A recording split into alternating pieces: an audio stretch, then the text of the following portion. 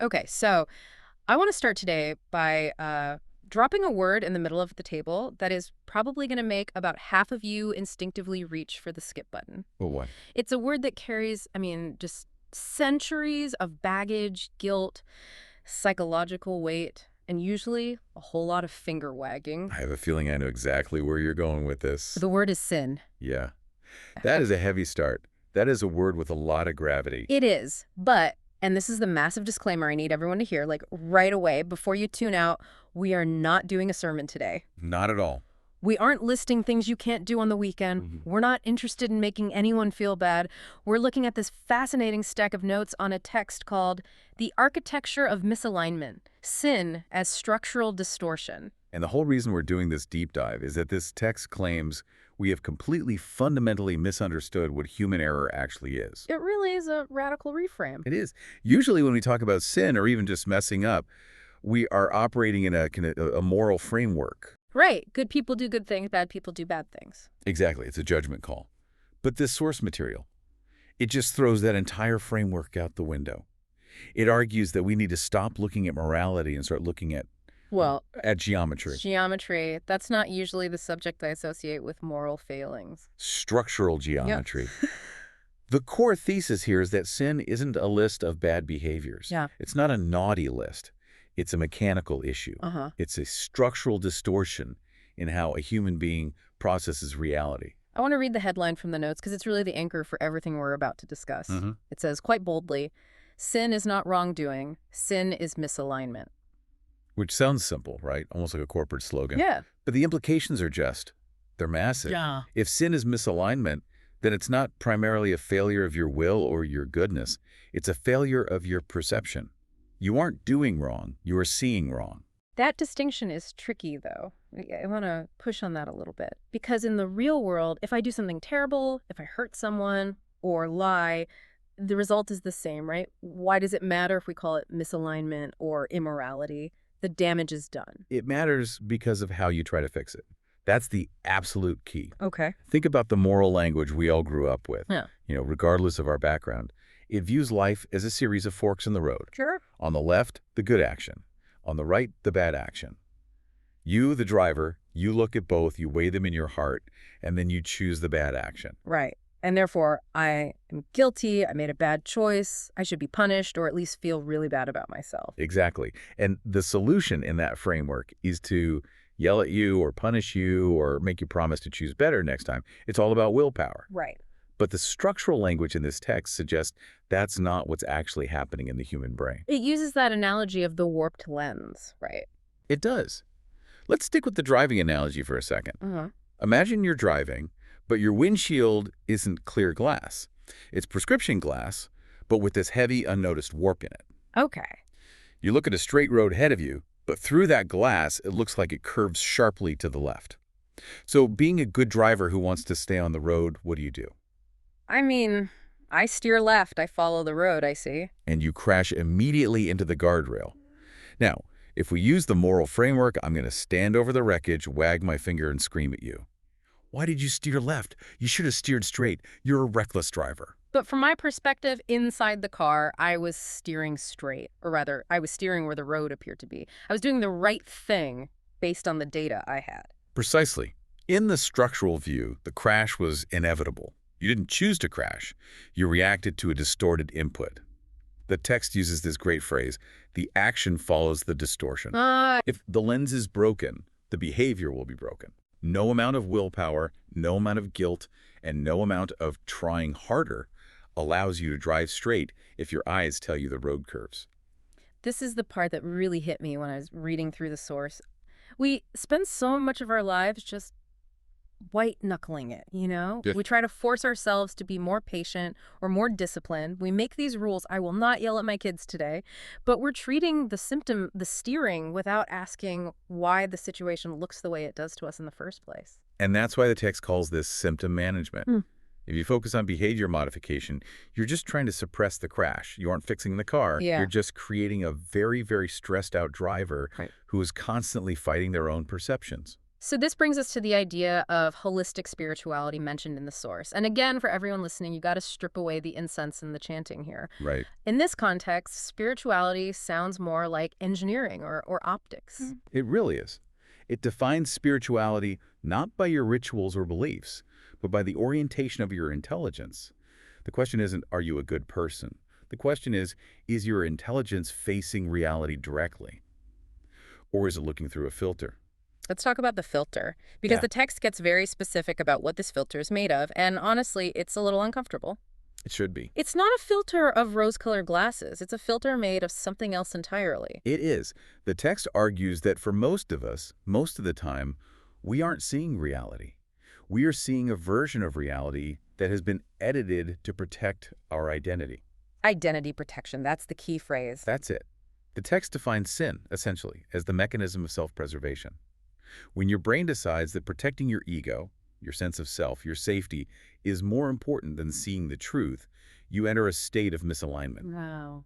You are no longer interacting with the world. You are interacting with your defenses against the world. Okay, but we need to ground this because identity protection sounds pretty abstract. What are these defenses? The notes highlight two main structural mechanisms that make up this filter, pride and shame. But the author is very clear. We need to stop thinking of these as just emotions we feel when we mess up. This is a crucial pivot. In this architecture, pride and shame are. They're load-bearing walls. They are the tools the ego uses to stabilize itself when it feels threatened. They aren't just feelings, they are functions. Okay, so let's break them down structurally. How does the text define pride? Because usually we think of pride as, thinking you're better than everyone else. Arrogance. That's the behavioral symptom, sure.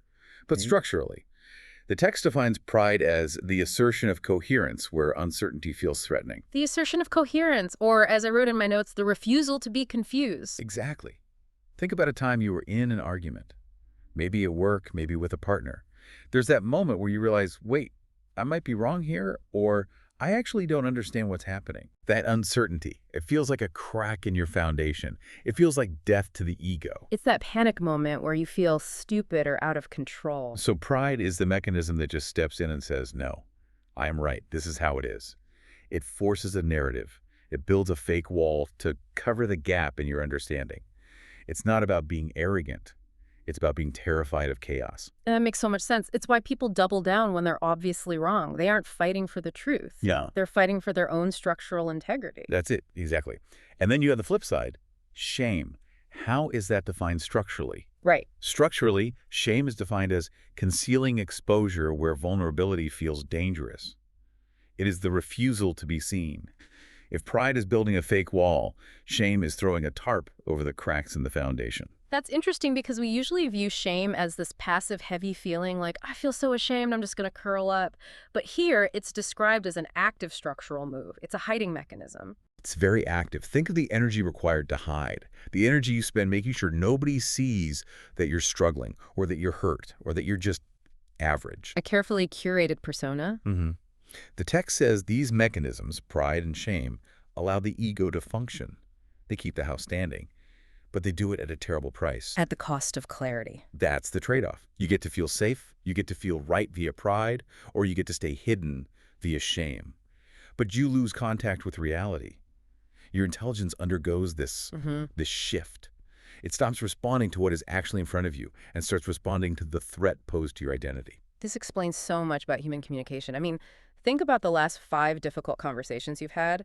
How much of that was actually about the topic at hand? So little. The budget, the dishes, whatever. And how much was just two people desperately protecting their structural walls? The text lists the symptoms of this distortion, and they are painfully familiar. It says speech becomes strategic rather than honest. You aren't saying what's true. You're saying what will win the argument or minimize the damage. You're playing chess, not communicating. And meaning becomes narrative. That one stuck with me. We stop seeing facts. We start spinning stories. My boss sent that email because he doesn't respect me. My spouse left the dishes there because they don't care about my time. You take a neutral fact, an email, a dish, and your defense mechanism spins a web around it to explain why you are the victim or why you are right. So you're surviving, yes, But you're basically hallucinating. You aren't living in the real world anymore. You're living in the story your ego wrote to keep you safe. Precisely. Now, this leads to what I think is the most dangerous trap mentioned in the notes. We usually think, okay, well, I'm not arrogant. I'm not hiding anything. I'm just trying to be a good person. Yeah, the good intentions defense. Exactly. As long as I'm trying to be nice, I'm not in sin, I'm not misaligned. And the text just slams the door on that idea. This is the paradox of good intentions. It's a bit terrifying, actually. It claims you can be doing things that look objectively good, volunteering, helping a friend, and still be completely misaligned. Because the question isn't, what are you doing? The question is, where is the lens focused? Mm. If you are helping someone, but Mhm. you are doing it because you have a desperate need to be seen as a savior Whoa! or a good person, to avoid facing your own feelings of inadequacy, Hmm. then that action is distorted. You are actually looking at the person you're helping. No, you're looking at yourself helping them. You're watching the movie of your own life where you play the hero. You're using the other person as a prop in your identity theater. The text calls this contagious misalignment. Contagious misalignment. That sounds like a disease. It kind of is. It implies that sin is contagious without being intentional. You can sincerely want to help, but if your perception is warped by your own need for validation, you will likely cause harm. Right. You'll overstep boundaries, or you'll burn out, or you'll resent them for not being grateful enough. There's resentment. Yeah. After all I did for you. Yeah. That resentment is the proof that it was never about them. It was about you. Because you were never reacting to their reality. You were reacting to what your identity could tolerate. That phrase, what your identity can tolerate, is such a high bar. It implies that unless we can handle the truth about ourselves, the good, the bad, the ugly, we can't actually see the world. You can't. You'll only see the parts of the world that confirm you are okay. And this connects to the sequence the author emphasizes. Sin precedes morality. Okay, can you unpack that timeline? Sure. We tend to judge the end result, Yeah. the lie, the insult, the bad decision. Mm-hmm. But the text argues that the sin, the distortion, happened milliseconds before that decision was ever made. So the trial was rigged before the court was even in session. Exactly. The moment pride stepped in to reject confusion, or the moment shame stepped in to hide vulnerability, the lens warped. From that second on, the bad behavior was just the logical conclusion of the warped view. So, judging the behavior is too late. The error happened in the setup. So if trying to be good isn't the answer and following the rules is just symptom management, what is the answer? Because my instinct is just to make a better list of rules. I will not be defensive. I will not be proud. And the text is very hard on that approach. It says moral systems, rules, incentives, punishments. They fail because they treat the symptom, not the structure. They can restrain harm, which is useful for society. We need traffic laws. We need traffic laws, obviously. Yeah. But they cannot restore clarity. They can't make you see. So we need a different system. The notes call it the holistic approach. How does that differ from the moral approach? It changes the fundamental question you ask yourself in a crisis. The moral system asks this anxiety-based question about the future. What should I do? Right. What is the right choice? Did I mess up? Yeah, which usually leads to panic and overthinking. The holistic system asks a question about the present. What am I seeing? And what am I not seeing? It pushes you back to the lens. It forces you to check the instrument.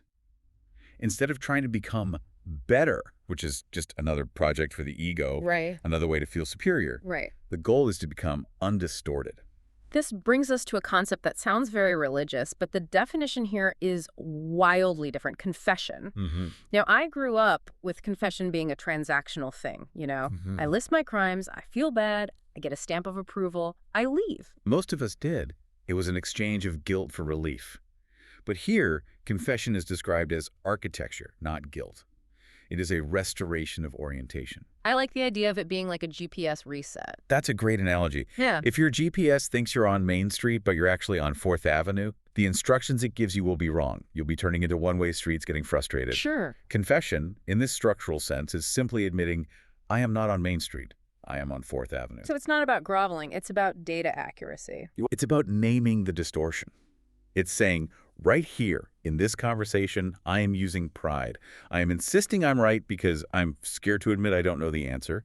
Or I am using shame. I am attacking you because I feel exposed. That requires a level of self-awareness, that is. But, well, it's rare. It's hard to do in the heat of the moment. It is. But notice what happens when you do it. The text says the result isn't just emotional catharsis. It's structural realignment. Hmm. Once you name the mechanism, once you point at the pride and say, that is pride, it loses its power. Intelligence doesn't have to protect it anymore because you've already outed it. You've taken down the load-bearing wall, but you realize the house doesn't fall down. The fake house falls down. The real foundation remains. And this is where forgiveness comes in. In this model, forgiveness isn't some saintly act of grace where you overlook someone's bad behavior. It follows naturally from the geometry. Explain that. Because forgiveness usually feels like really hard work. If sin is a structural failure, a flat tire, then once the tire is fixed, there is nothing left to forgive. You don't punish the car for having had a flat tire yesterday. You fixed it. It drives straight now. The sin is gone because the distortion is gone. Realignment resolves the failure completely. That feels impossibly optimistic, but also weirdly logical. If the problem is mechanics, you fix the machine. You don't hold a grudge against the machine. And the ultimate state of this fixed machine is what the text calls enlightenment. But again, we have to strip away the mystical glowing aura. Please do. The definition here is stark. Enlightenment is the sustained absence of distortion. It's defined by what isn't there. Yes. It's not adding magical powers to your life. Yeah. It's the state where pride and shame lose their governing role. Your identity no longer needs to be defended constantly. So perception becomes primary again. You are just seeing. And the promise, the big payoff, is that in that state, behavior reorganizes on its own. This is the part that turns the self-help industry on its head. Behavior reorganizes on its own. Not because you're trying to be good. But because you are no longer resisting reality. Exactly. If I see the curve in the road clearly, I don't have to try to steer left. You just steer left. It's the obvious thing to do. You don't need a rule book to tell you not to walk into a wall if you can see the wall. You only need rules when you're blind. That's a heavy insight. You only need rules when you're blind. It suggests that all our moral striving, all our anxiety about being good is actually a confession that we aren't seeing clearly. The notes have this great line about how modern spirituality often misses the point. It says that by turning sin into morality, we turn enlightenment into a performance. Look how enlightened I am. Look how calm and yoga-toned I am. It becomes just another costume for pride. Pride wearing a yoga outfit. That's the danger. It reinforces the very misalignment it claims to heal because it's still all about you. It's still about polishing the self-image. The structural approach demands you smash the self-image so you can see the world. The text ends with that powerful summary. Sin is not that you broke a rule. Sin is that you stopped seeing. And restoration does not come from trying harder.